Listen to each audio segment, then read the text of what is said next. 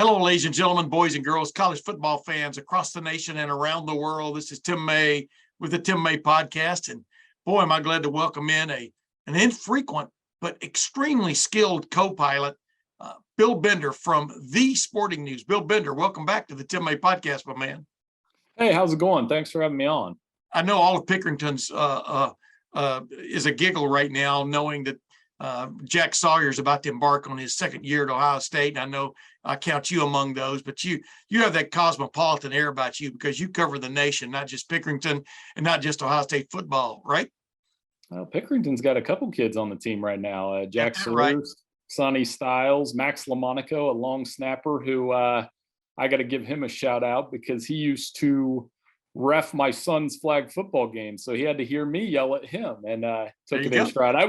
I would yell at Max. I'm not sure I would yell at Jack or Sonny. Or Ty Hamilton. You wouldn't yell at Ty Hamilton either, would you? No, I definitely wouldn't yell at Ty Hamilton. But obviously, Pickerington's created a nice little pipeline for Ohio State. And Max is a great dude. And hopefully sends a couple more here. I got a feeling by being around the Pee Wee football fields around here, you got a couple more on the way. Yeah, it is amazing, man. Once you get a crop going, it just keeps regenerating, doesn't it? I mean, big time football in the suburbs of Columbus, Ohio, and it's showing out right now in Ohio State, right? Well, not just here, but if you look at it, I mean, Pickerington Central obviously has had success in Pick North. You saw Upper Arlington make a run last year, and Hilliard's done it in the past, and Dublin has good teams. The suburbs have definitely got good to the point where it used to be a rarity that a Central Ohio high school team would get to the state semis because you got to compete with the huge schools in Cleveland and Cincinnati. But now I think it's expected. And that only helps what's going on at Ohio State when they can bring in the Central Ohio kids, the kids that have grown up dying watching the Buckeyes, wanting to play for them and all those kind of things. It can only help. Yeah, Zach Harrison's another great example. I mean, it was just because he was in the area, he was easier to recruit. Exactly. And by the way, Sonny Styles, I'll just touch on him real quick, man. Yeah, he, as Ryan Day told us the other day during a press conference, he really should be going into his senior year in high school. But I'm telling you, and he said that too. He looks the part, man. He's catching on quickly, and boy, it really makes me feel even older knowing I covered his dad. And I covered his dad about 10 years into my stint covering Ohio State football. So that tells you where I am. But yeah, I like this Sonny Styles kid, man. And of course, his dad's already got his jersey or shirt ready for that Notre Dame Ohio State game when it's his older son and Sonny will be on opposite sides of the gridiron. But I wanted to ask you this, man. Bryce Young won the Heisman Trophy last year. CJ Stroud is favored ahead of him right now in some of the betting parlors. Let's just put it that way, right? And then here's Alabama is number one in both preseason polls, followed by Ohio State. Are people getting, I don't know, are people getting a little bit of giggle too early in this situation? Or do you think we're on a collision course here, Ohio State and Alabama, for the national championship and for the competition for the Heisman Trophy? Well, I mean, I'll start with the Heisman. It's very rare that it's not rare anymore that you have a guy returning with the Heisman Trophy. And obviously Bryce Young, had an awesome year for the Crimson Tide last year, deserved the honor, 1 and 2. I mean, CJ Stroud, it's not just something that's going to be this year with those two. It's going to go from the Heisman ceremony to possibly the CFP championship to possibly the first 2 picks in the NFL draft. And once you're there, much like Justin Fields and Trevor Lawrence, you're linked for the next 10 years. So, which brings me to the second one. I think Stroud, that's the reason he is the favorite, is because we saw Archie win it twice. Nobody's done it since. And guys have come back, and it's hard. And some of it's fatigue. I mean, I know, he's been around so long, we have to find a new guy.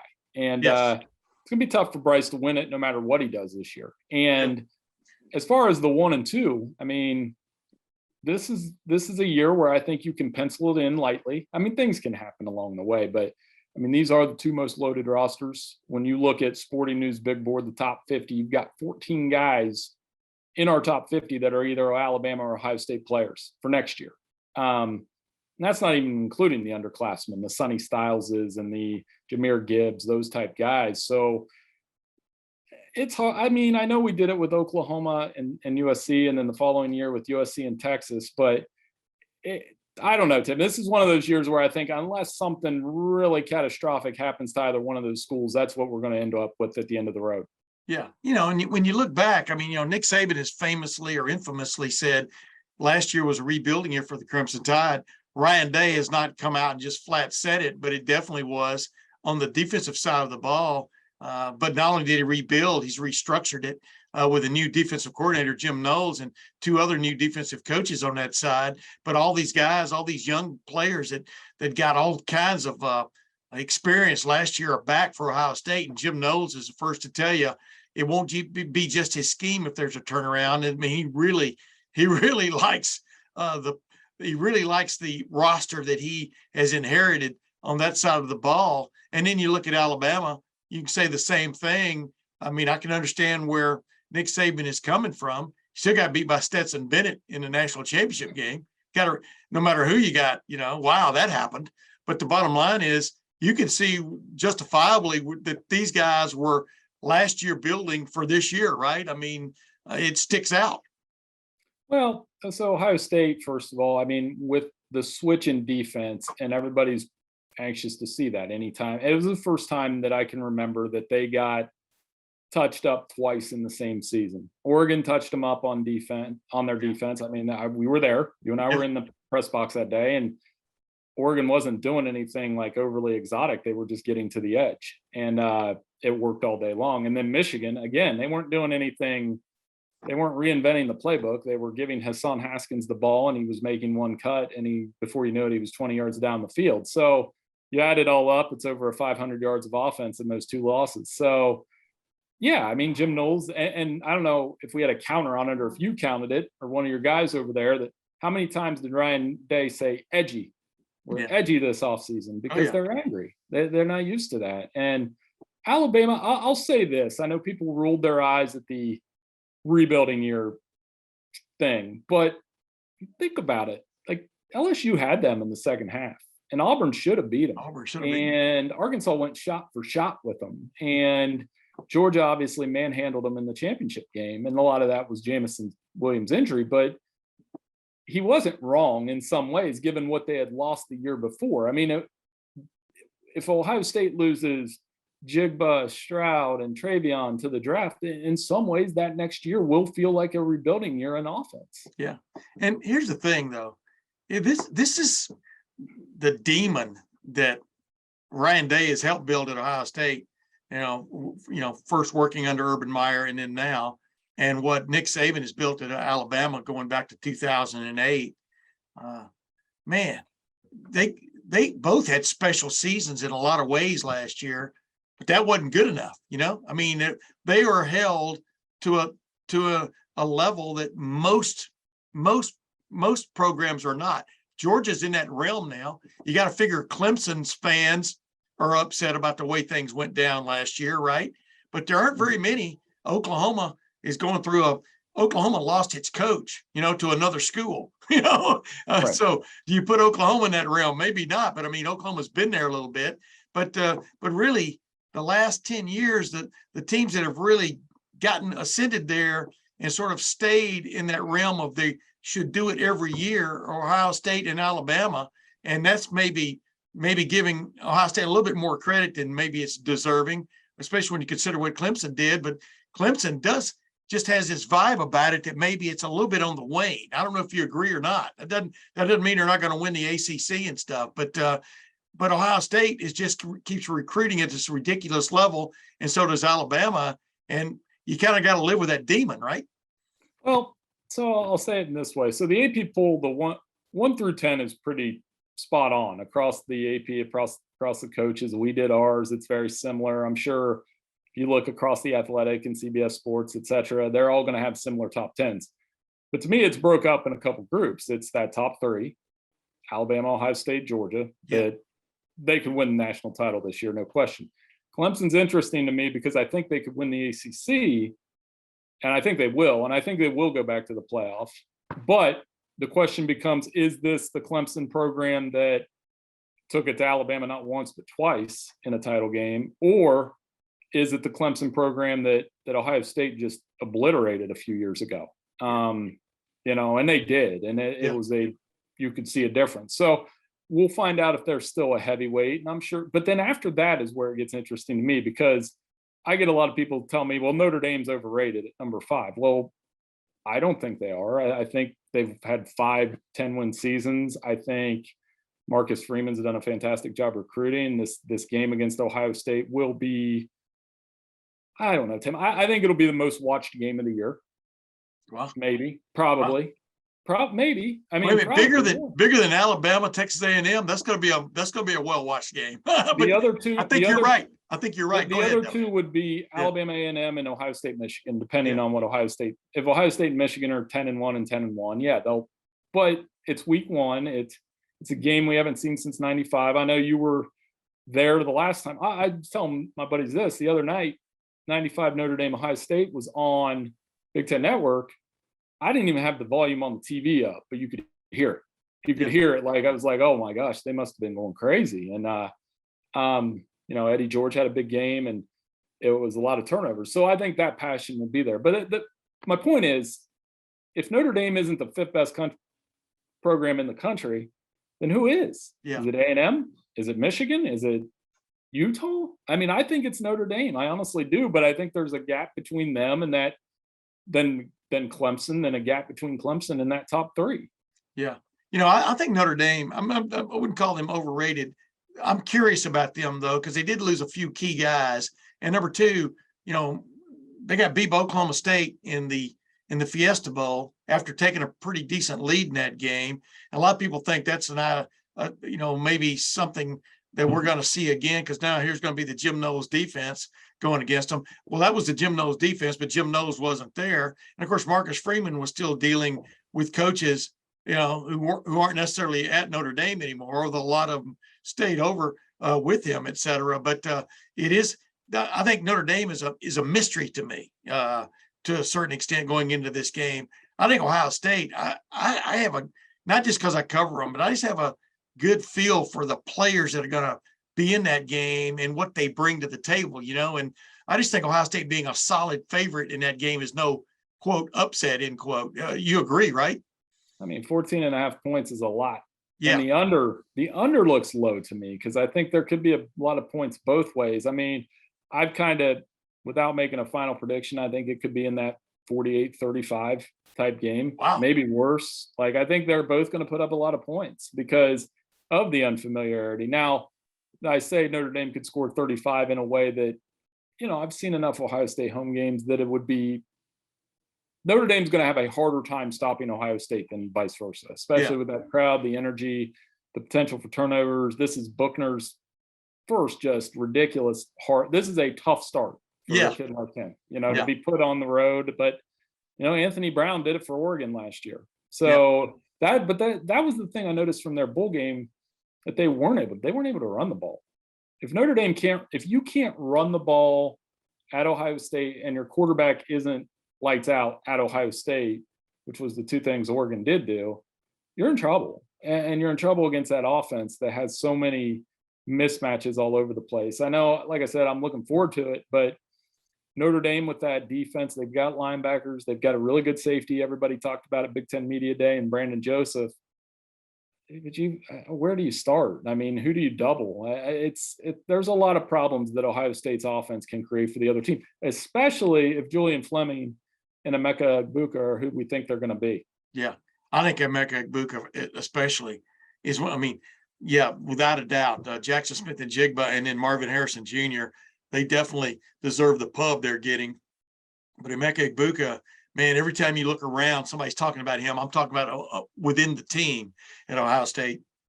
I think he's ready to surge. I mean, he showed what's coming from the way he returned kickoffs last year. He's got that one cut and go mentality, and that's a wide receiver. He's a pretty big dude too, on top of that. And then Julian Fleming, basically the line is if not this year, win. And he's really fired up too. So basically we're talking about, in essence, maybe the deepest wide receiver room again in the country there. But I wanted to touch on this. It did really weird because, you grew up in this area. You live in this area. We're talking about the Ohio State area. that the most intriguing thing about this team, the question on everybody's mind is this defense going to get fixed? Is it going to be good enough? And it's kind of weird to be talking about defense, isn't it? I mean, it's a little bit of an homage back to the Woody Hayes days, et cetera. But you just, this feels like 2019 to me when Ryan Day, his first year as a head coach, brought in Jeff Hafley, his friend from the San Francisco 49ers, made him the defensive coordinator, and boom, they did have an instant turnaround because the 2018 defense was at times lousy. And this has the same feel to it. I think you agree with me on that, don't you? That if you've got the talent on hand, you can have pretty much a snap turnaround, can't you? Well, you listen to Coach Day talk about that at Big Ten Media Day when I think Dave Biddle was asking the questions. This is me paying attention, that hopefully, but he was talking about marrying that top 10 offense with the top 10 defense and trying to get back to that 2019 standard. And, he mentioned over and over again how in spring practice, he liked seeing that the guys were flying to the football and there was enthusiasm on that side of the ball and they knew what they were doing and they're ahead of where they thought they would be with Jim Knowles. And I think it comes down, the defensive line has to get more pressure, obviously. You can't have Ohio State's leading sack guy can't have 5 sacks. Yeah. You got to be up around 9, 10. So whether that's JTT or Zach or Jack Sawyer or someone else, they've got to have that kind of presence. They're going to get more tackles for loss this year. I think that's going to happen. And then, it just comes down to stopping the run and having the run fits be where they're supposed to be and not getting shredded by teams, because I don't think Ohio State was ever comfortable on the defensive side last year, not even against Penn State or Purdue, except for maybe that Michigan State game where they just totally dominated the Spartans on both sides for 60 minutes and something that was made you think that they were going to do it the next week, and they didn't. Yeah. That's how weird last year was. Michigan State really upset Michigan based on the way that game went. And all of a sudden, Kenneth Walker had a Heisman Trophy minute in that fourth quarter, and Michigan State comes back and beats Michigan. And then Ohio State thumps Michigan State, and then Michigan beats Ohio State. Explain that to your kids. Right. It is. It's college football, right? Well, and it's like 2015 when Ohio State lost to Michigan State, and then they turned around. And I remember being at the media availability, and you could hear a pin drop in the Woody Hayes Center, and then they go out and then they just smack Michigan around to the point that you thought that team probably would have won the national title if they play like that. Second half of that game was one for the books. You're right. Right. So, I mean, and that's where that word edgy comes in again, because I think the other thing that I heard Jackson Smith-Jigba and CJ Stroud talk about a lot was that in 2020, the COVID year, you didn't have the full offseason with Mickey Marotti. You didn't have, imagine being in Jigba's spot in particular, coming into the program and you're quarantined.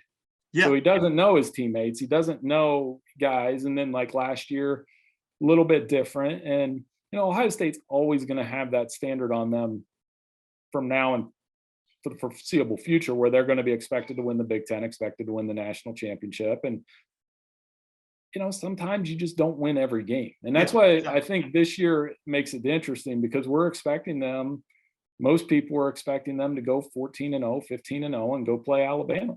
Yeah. And vice versa. Alabama, they're having this exact same conversation with a Southern accent down in Tuscaloosa. Yeah, yes, they are. And Eli Gold, man, get well soon. Speaking of accents, the play-by-play guy for a long time, play-by-play guy for Alabama that's dealing with some kind of medical condition. But the bottom line is you're exactly right, and there's a different vibe about around the Ohio State camp right now than there was a year ago. And boy, I thought it was reflected in the captains they chose. I mean, Cameron Babb, this longtime guy, dealt with 4 ACL injuries, yet he's named captain because he's one of these perseverance guy who's persevered through things. You got Court Williams, a guy who's not even right now penciled in as a starter, as a safety, but his work ethic is off the charts. Same with Cade Stover, the tight end for Ohio State, who came in as a defensive end, moved to linebacker, moved to tight end, moved back to linebacker last year at the end of the year when things got desperate for them, played extensively in the Rose Bowl. Now he's back at tight end and is ready to rock and roll at tight end. But he's one of those guys, just hardworking dude, always shows up, and it's CJ Stroud, Heisman Trophy finalist. He's also one of the captains, which is interesting, got more votes than anybody else. And why shouldn't he? He's a quarterback and he's a record-setting quarterback. And then Tommy Eichenberg, a guy who, basically was off the radar almost this time a year ago. I mean, we expect him to play, but he came on at the end of the year, especially in that Rose Bowl, and became a team leader just in the way he rocked and rolled in that second half against Utah and that great come from behind victory by Ohio State. There's just a vibe about guys who've kind of paid their dues or just a phenom in CJ Stroud. And I think that's a good leadership group, don't you? Yeah, I mean, Eichenberg in particular, you heard Steele Chambers talking about him and the leadership qualities there. Court Williams, another guy that gets after it. I know Cameron Babb, I'm reading all you and the rest of the Ohio State beats tweets about him and the path that he's come back to get back to where he's at and be a part of that group that is going to put up big numbers. And yeah, of course, it revolves around a guy like Stroud, who sat around him at Big Ten Media Day probably the most. Because for a guy, I think one of the things that made me laugh about him was he said he was on vacation and somebody recognized who he was. And then it dawns on you that despite the NIL and the awards and everything, that these are still college kids and they're trying to have fun. And he seems like a fun-loving kind of leaderish type. And there's no doubt. I mean, you go all the way back to that Oregon game, he took the brunt of the criticism for that. And then he turned it around, had a great season. I don't think he took the brunt of the criticism for the Michigan loss, and he shouldn't because it wasn't on him. But he got rocked in that game. Yeah, I mean, how you remember Ohio State Michigan games by one or two players. That'll be either the Aiden Hutchinson or the Hassan Haskins game. Yes, that's what people will remember about that game. So, that's why Stroud has a chance to come back and do it at Ohio Stadium. I think if you're a Buckeyes fan, you tell me this has got to be their most exciting home schedule maybe ever. I mean, you get Notre Dame, Michigan bookending it, and then you get Wisconsin and Iowa coming in during the season. And Iowa is not a frequent partner anymore and going to be a pretty good team. And Wisconsin, obviously, on September 24th. That's as good as it gets as far as if you're a Buckeye season ticket holder this year, this is the year to have them. Yeah, no kidding, man. Clip them off, it's interesting. The 1968 Ohio State team played 9 regular season games. Ohio State, the 2022 team, is going to play 8 home games and 4 others on the road. It's like an Alabama schedule. I mean, it's crazy how many games Alabama has played at home in the last 100 years, but I digress. Hey, speaking of Alabama, let's move on real quickly. Who is a team? You can repeat me if you want to. I just think Texas A&M is laying in the weeds, man. I think there's a collection of talent there that Jimbo's put together the last couple of years, Jimbo Fisher, and plus then that chip on their shoulder they've got now, provided by Nick Saban. Of course, you could say the same thing for Alabama going into that game, but I don't know. I've just got a sense if there's somebody's going to come out of the weeds in the SEC, it's going to be Texas A&M. What do you think? Well, I mean, that's the most logical challenger with the roster he's compiled through recruiting with, they got to figure out the quarterback position. They've got to have the right guy. They can do that every week, not just how Zach Calzada, who's now at Auburn, did it for 1 week against Alabama last year. Yeah. Whether it's Max Johnson or Haynes King or Connor Weigman, the freshman, 5-star freshman, they've got to be able to do that every week. They do have a stud receiver as a freshman, Evan Stewart. That guy's going to pop right away. Their defense has some talent, especially in the secondary. But man, they didn't just poke the bear. They took a pitchfork at him and kept poking him. And here we go. Because the way I look at that offseason beef is, yeah, Jimbo won the press conference where he came in and everybody got fired up about it on social media. But I don't think he won that war because now the pressure's on Texas A&M to go in there and win. And whereas Nick Saban can, as usual, say what he wants, and he's going to, you've seen their recruiting ever since. It's gotten pretty good. So I had that game circled certainly on October 8th. More so, it feels like the year after Johnny Manziel beat them at Bryant-Denny Stadium, the next year, and he was suspended. People hated Manziel, and Alabama. I remember that game being very polarizing. Like, a lot of people wanted Alabama to destroy him, which was weird. And then a lot of people wanted Manziel to light him up again. And nobody got what they wanted, because I think it was a 49-42 game that Alabama won. Yeah, I think that's right. But you're right. I mean, the sequel is rarely as good as the original. Although that was a hell of a shootout. Who do you see nationally, Bill? You touched on it a minute ago. If not Ohio State and Alabama or Georgia, I go Alabama or Georgia again, because clearly Georgia's got talent, but golly, how do you lose that many guys on that defense and be close to what you were a year ago, especially up front? Oh my goodness, man, I swear by the guys up front on any defense. That's why I think Ohio State's going to be a lot better this year. You touched on it earlier. They're going to be better on the front. I do believe it just feels that way. But is there anybody that can come out of the weeds nationally? Obviously I mentioned Texas A&M.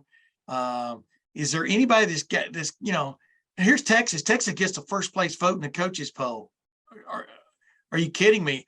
They'll be lucky to finish fourth, I think, in the Big 12. I don't know what you think, but go ahead. Right. I mean, Texas is one that's going to get a lot of hype because of the offense and because of Quinn Ewers and because of Bijan Robinson, but they also play Alabama in week 2. I still think Oklahoma is going to be the best team in the Big 12, even with Brent Venables, even with the coaching change. They've got Dylan Gabriel. They've got a good cast around him. I still like them. Now, nationally, I've got my eye on Utah, I think, as a team that we saw what they could do with the Buckeyes last year. They just didn't have – they had a running back playing corner. Yeah. Against arguably the best player in the country in Jackson Smith-Jigba. So – yeah, but hey, but remember, Chris Olave and Garrett Wilson did not play in that game either. Right.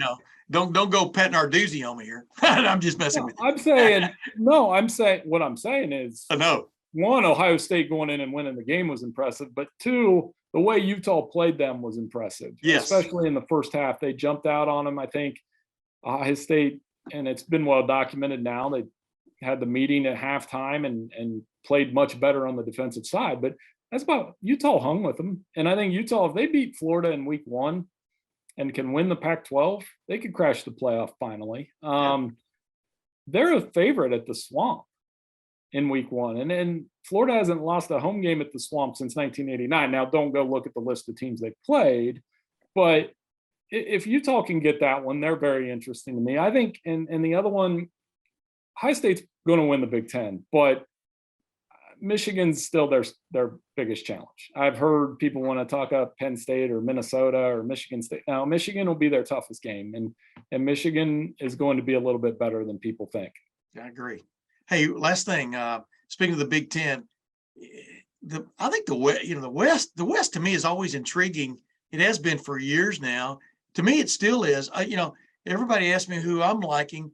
Well, PJ Fleck, whether you buy his shtick or not, I don't think it's shtick. I think this guy knows how to build a program, and I don't think Minnesota's getting enough shrift. Is that the right use of that word? I think Minnesota. I like that team. What do you think, man? What is the word shrift? Shrift, short shrift. I'm gonna start using. I'm trying to give them more shrift instead of short shrift. I'm trying to give them long shrift. Well, Minnesota, I think last year, obviously, the game against Ohio State, they lost Muhammad Ibrahim.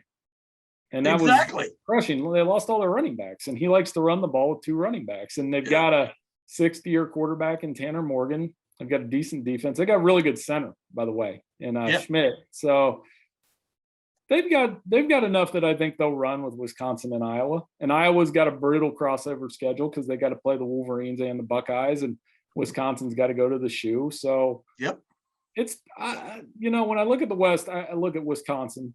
Is Graham Mertz going to come through? And then I look at Nebraska, as I always do. 9 losses by 9 points or less.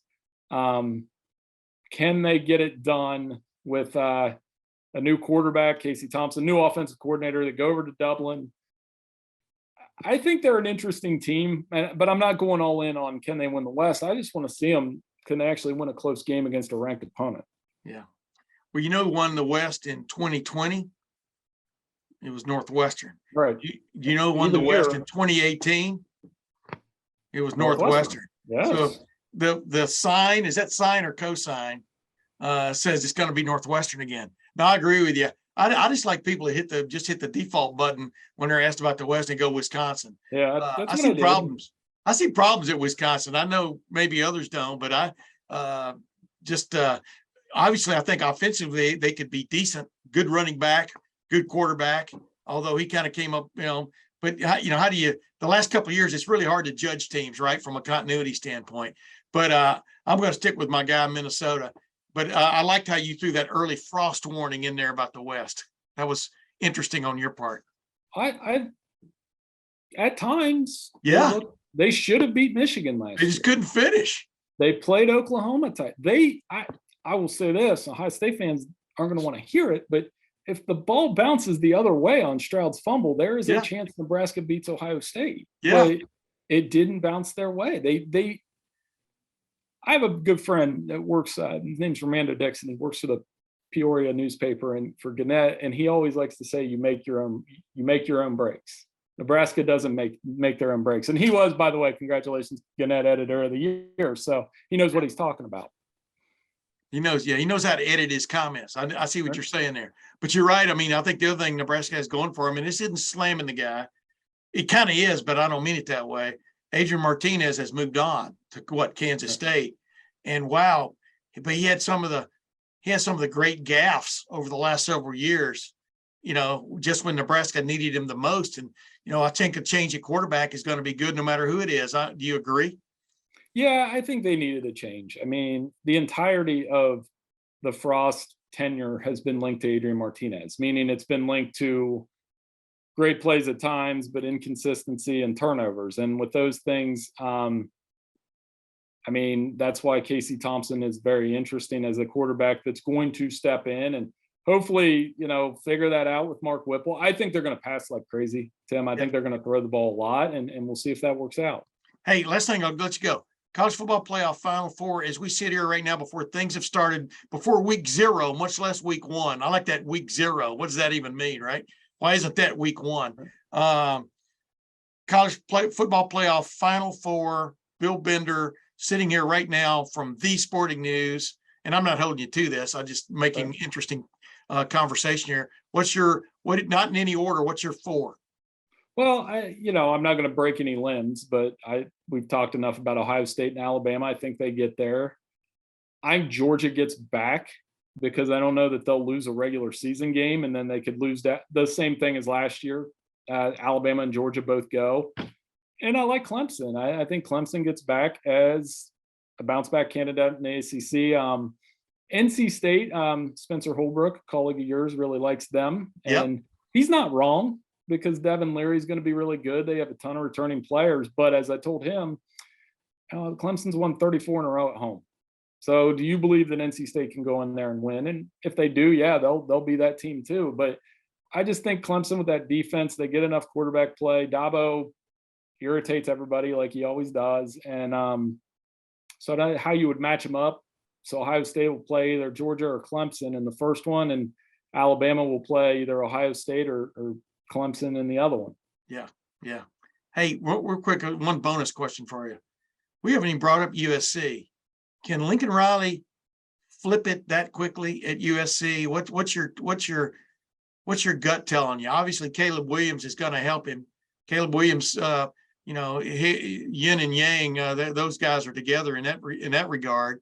Can USC really spoil the soup there for Utah in the Pac-12, soon to be Pac-10? Yeah, I think they can make it real. I'll predict this. In week 1, they'll be the team we overreact to the most. Yeah. Because they're going to go out and drill Rice.